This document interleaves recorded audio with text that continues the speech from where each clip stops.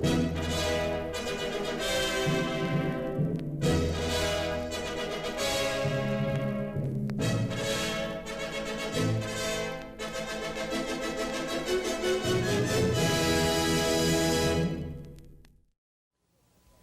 I'm Governor Brown, and very proud to be a resident of California.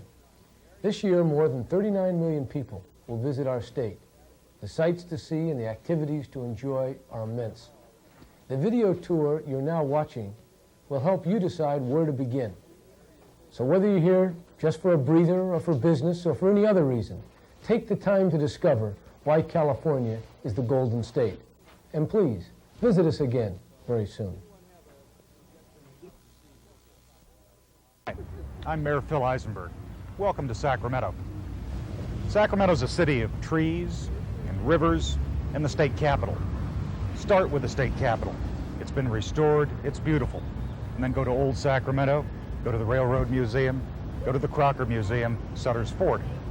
And if you get bored, and I doubt you ever will, come to City Hall. You can read some laws, you can read some ordinances. Have a good time. We wish to second that welcome by our mayor, and we'll take his good advice and see all the things that he mentioned, and many more. Sacramento is blessed with an abundance of tempting fragrances. Spots such as this lend a helping hand. This particular garden may be admired while touring a center of California pride, her Capitol building.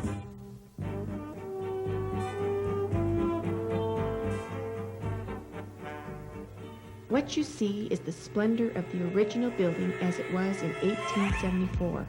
Not because it's been so well preserved, but because it's been so carefully restored. The determined and intricate task of authentically turning back the architectural clock began in 1976. Pick up a copy of the Beckett Report for a pictorial guide of the incredible restoration reconstruction project. Cast iron figures such as these were pieced together and reformed by artisans whose skill was equaled by their perseverance. Then feast your eyes on the beauty of the complete masterpiece.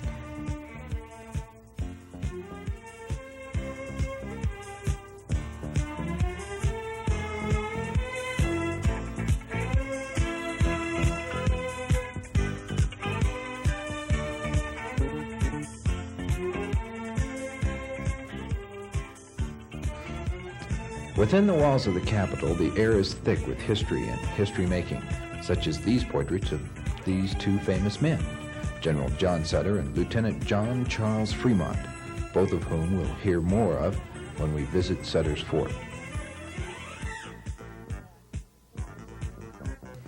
The view from the Senate gallery is a heady experience. Time seems to meander back to past leaders and their causes. And then moseys forward to link the past with the present. If you're a Californian, you may observe your legislator doing his or her thing on the days indicated. The Capitol offers visitors many surprises. Looking up at the 238-foot-high rotunda can make your head swim almost as much as looking down on the checkered floor from the upper levels.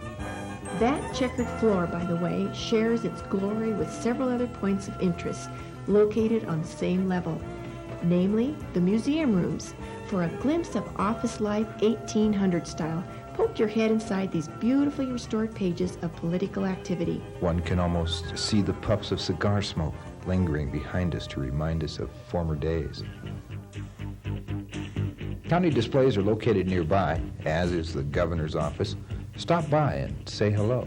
Then, when your mind turns from history to hunger, you can visit the restaurant in the Capitol basement. It's located at 10th and Capitol Mall. The massive structure is surrounded by a 40-acre park containing over 400 varieties of shrubs and trees. These squirrely rascals dart happily about and add a playful touch to the serious business of government. While you are tiptoeing through history, let's head for Sutter country.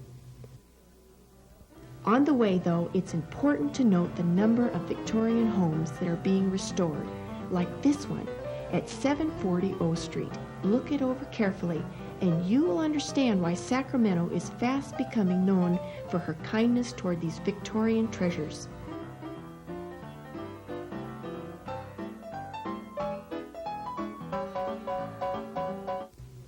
Here we are at the fort. It's easy to imagine weary trail riders and westward-bound families looking forward to the famous Sutter hospitality.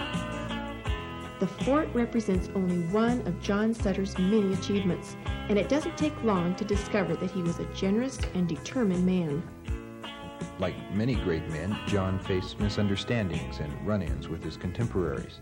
But you'll hear about that yourself when you're given a wand at the gate. Welcome to Sutter's Fort. Here's your wand. The wand comes on by itself when you get close to the brand mark, which is painted throughout the fort. The first brand mark's on the flagpole out to your right. It's a magic wand of sorts. It will cleverly speak to you of the man called Sutter. See if you don't agree that Sutter would be welcome in any era, as we listen to one of the many dialogues scattered about the fort.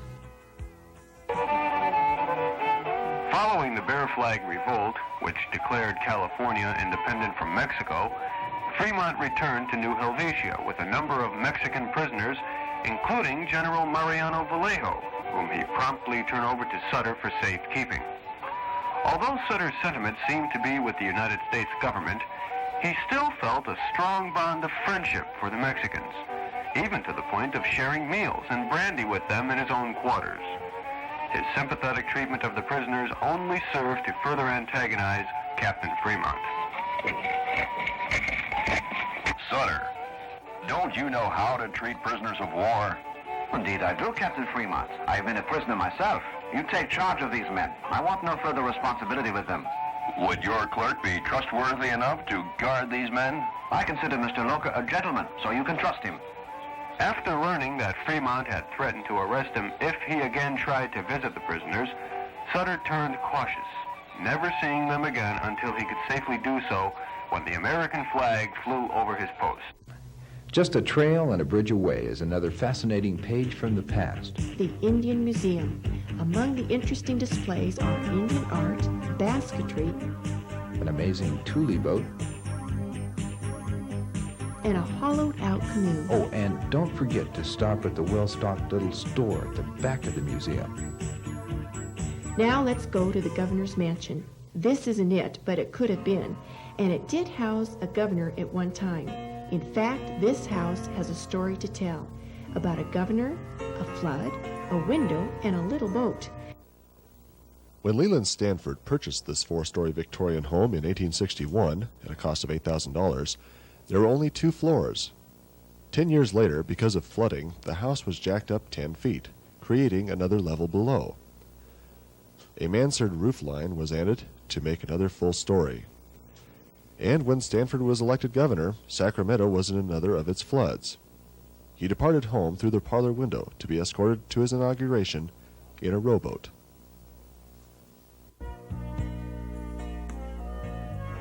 Continuing on to the mansion, we'll pass the Memorial Auditorium, where there's likely some entertainment being featured. And if you are in the mood to be wooed by an almond, pull into the Almond Factory, located at 18th and C, where tours are conducted daily at no charge. What is it like to be an almond in Sacramento? Well, let's find out.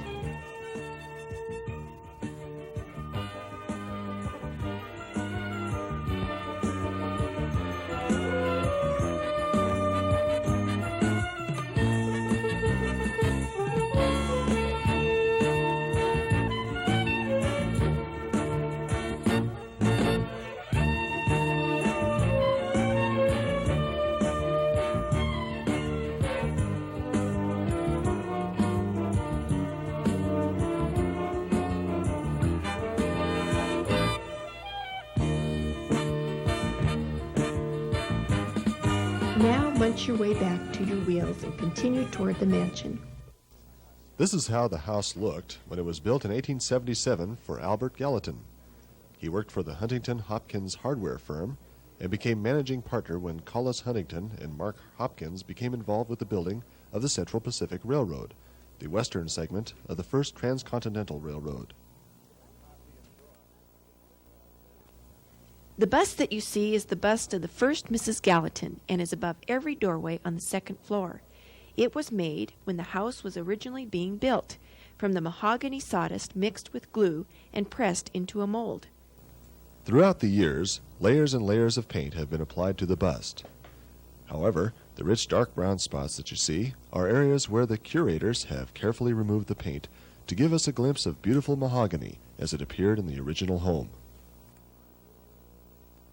On the right of the main hall is today's music room. The clock on the mantel was used in the home during the 1930s by Governor Frank Marion and his family. The purple velvet furniture and matching drapes were placed by Mrs. Johnson in 1911. The furniture has the original covering. However, it's the 1903 Steinway piano that commands your attention. Many of the governors played this piano, as have many show business celebrities such as Phyllis Diller and Liberace. By the window is an 1858 German music box that plays several melodies for your pleasure today as it did in the past.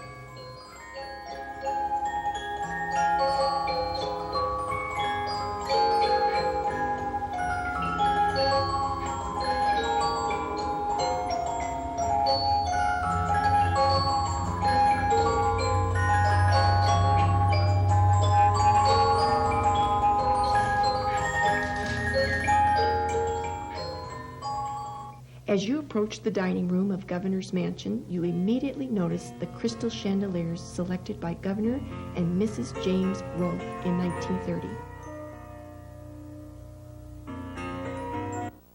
The east corner bedroom is now referred to as the guest bedroom.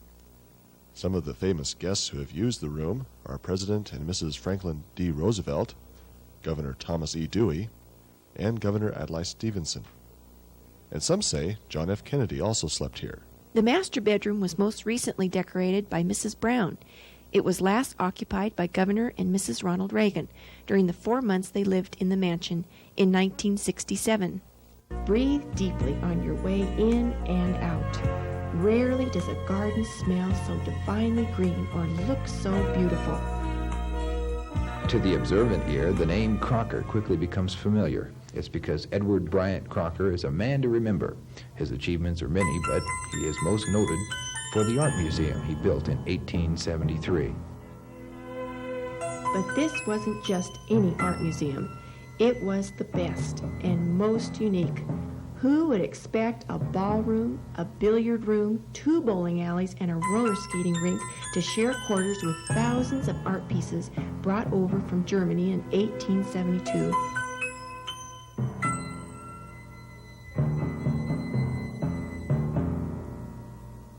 The architecture of the gallery is distinctive in itself.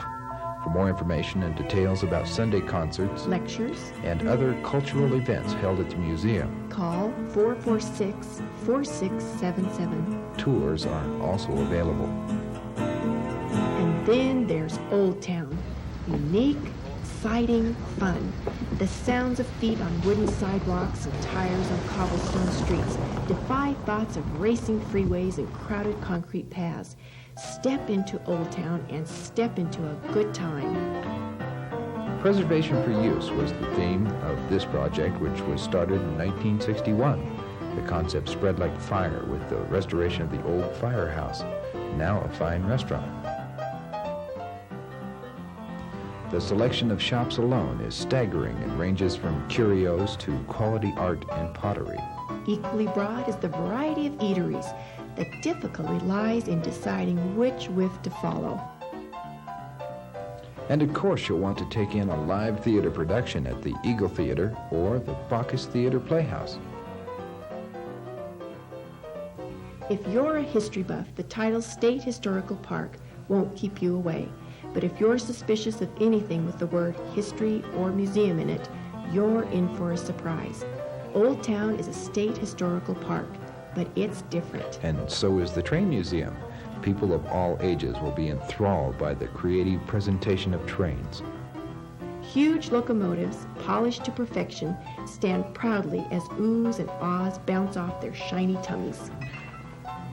The multimedia slideshow is a great way to spend 7 minutes.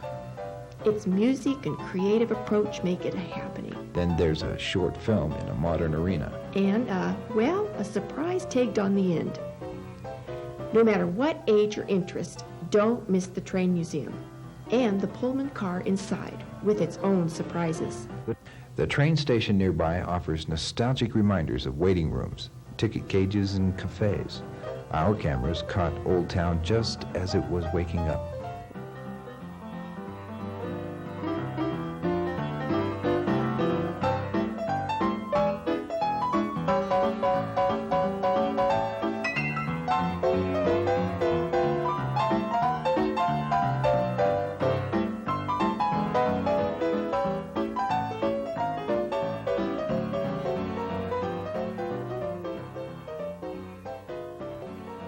There you have our Old Town. Wasn't it something?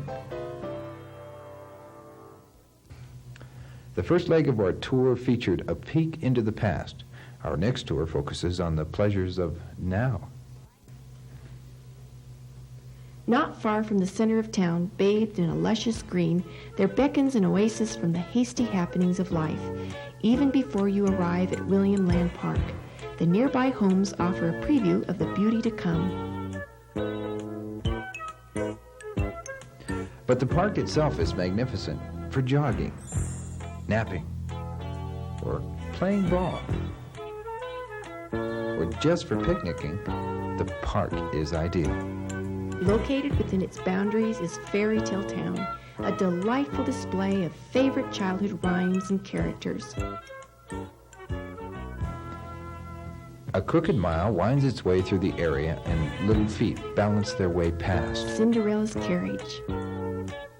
And Farmer Brown's barn. Red, white, and blue soldiers politely request all litter. While pelicans and hippos offer cool water to thirsty throats.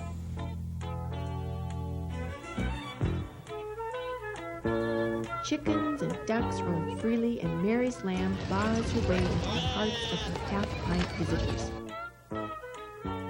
The treehouse and swirling slide bring out eeks and squeals, and the ponies offer an added surprise.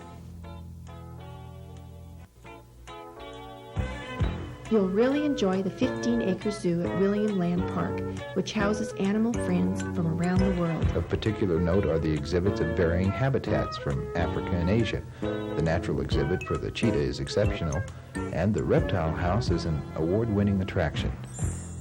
The tree-lined walkways encourage relaxed fun for the weary business traveler or the over-traveled family. William Land Park is a handy refuge for an hour or a day. There's plenty to do or not to do.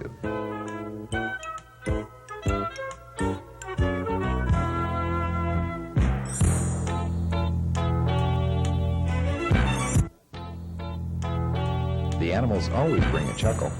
See what we mean?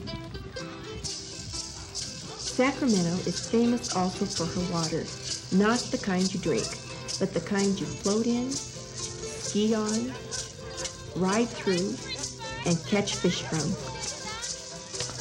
Two well-known waterways have joined forces here in the capital city, and at the point of their encounter, there's Discovery Park. Its name says it all. This popular spot caters to serious sportsmen as well as casual observers. Let's just take a moment and look at all the things you can discover here at Discovery Park, where the clear and clean waters of the American River meet the milky Sacramento River.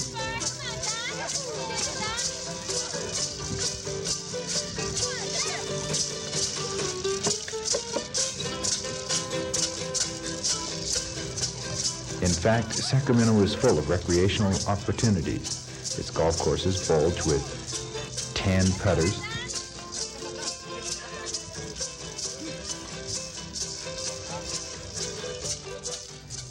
its jogging paths lead runners over, under, and through the city. And cyclists find challenge on the 20-mile bike path along the American River.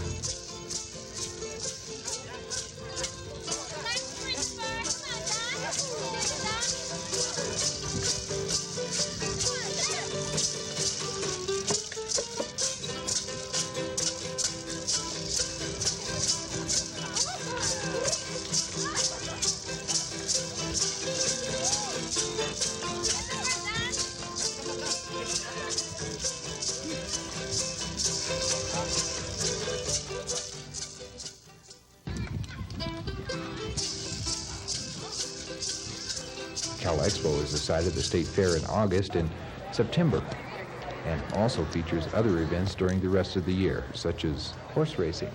Can you call this winter?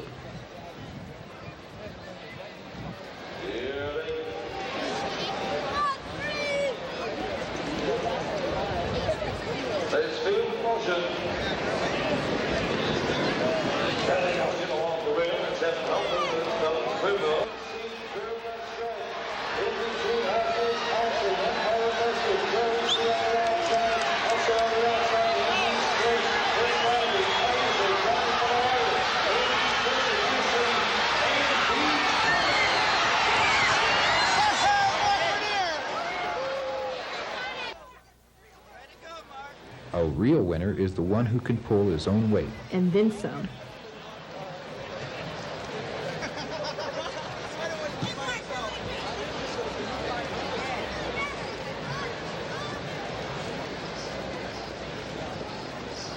Remember the Golden Bear track at Cal Expo.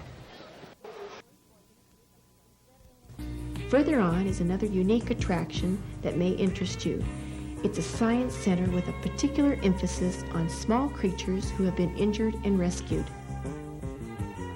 The Creature Feature is held regularly for school children. What fun to hold and touch and talk to a real live wild creature. There are experiments for visitors to explore beyond the animal world, and plans are being developed for space exhibits as well.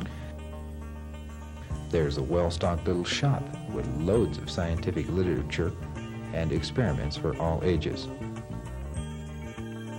Now you know, Sacramento's corners are filled with interesting things to see and do. While you're making your choices, our cameras are busy in Gold Country finding other places of interest for you to see. Until that tour is complete, however, we have these pictures that will give you an idea of what awaits in the nearby mines and ghost towns of California's Gold Rush country. Some cities have a knack for making their guests feel special. They seem to have a built-in red carpet system.